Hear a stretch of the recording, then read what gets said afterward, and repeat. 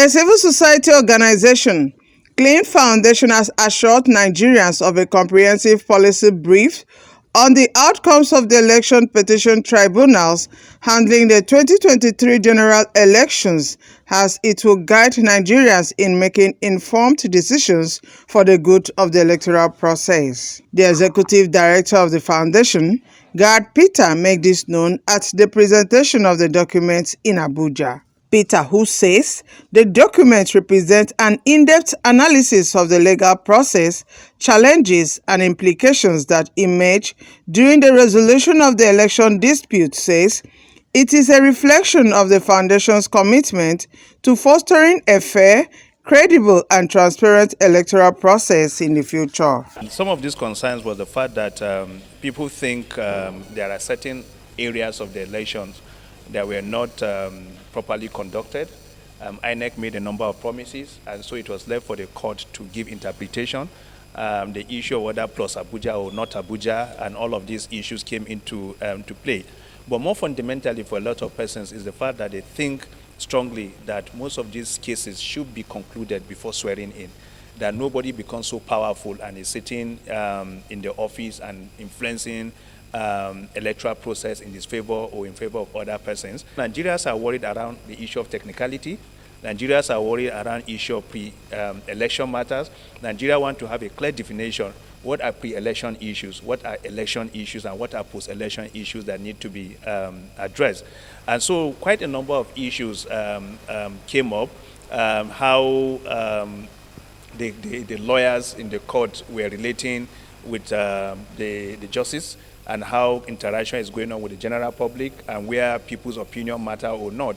But at the end of the day, I think one of the most fundamental worry that people have is that how do the judiciary itself enhance peace and stability?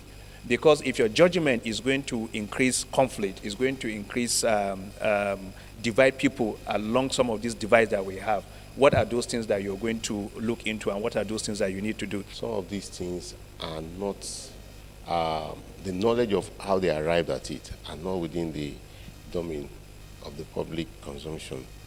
And I have said that it's based on facts that is being applied to the all the existing laws that inform the decision of the judges. Of course, there are so many gaps in some of our, laws which needs to be breached to give confidence to the general populace so that they can trust the judiciary. It's not because judiciary do not want to be trusted or they don't do what they are supposed to do, but because they have to do it in accordance with the existing law. And whatever is the existing law is not just being applied in that manner that they think it ought to be applied. The existing law must also take into consideration the facts that are placed before them, because that fact must correlate with the existing law. The INEC need to be more proactive, because the INEC is seen like a twin sister or twin brother of the respondent.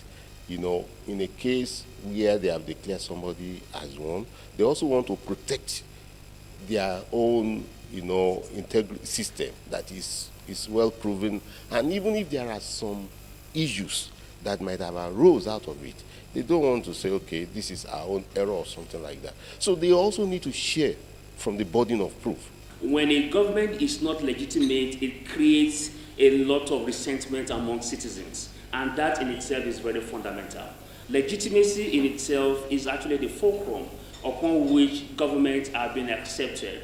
And because for you to have governance make progress, you must establish cooperation with citizens.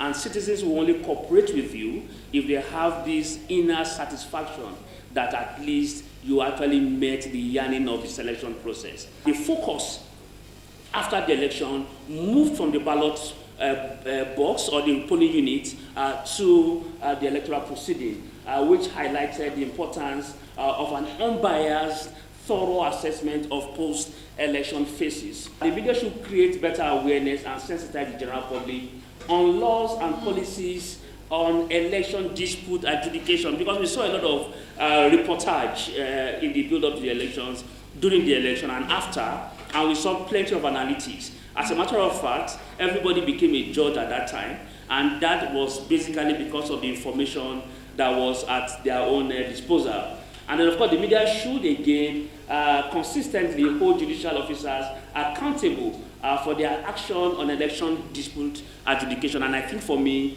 that is very fundamental. Generally, we think it is important to strengthen institutional capacity for timely and efficient tribunal proceedings. That particular capacity will be required, and it is something that is institutional, and we must enhance transparency in the handling of evidence and decision-making process.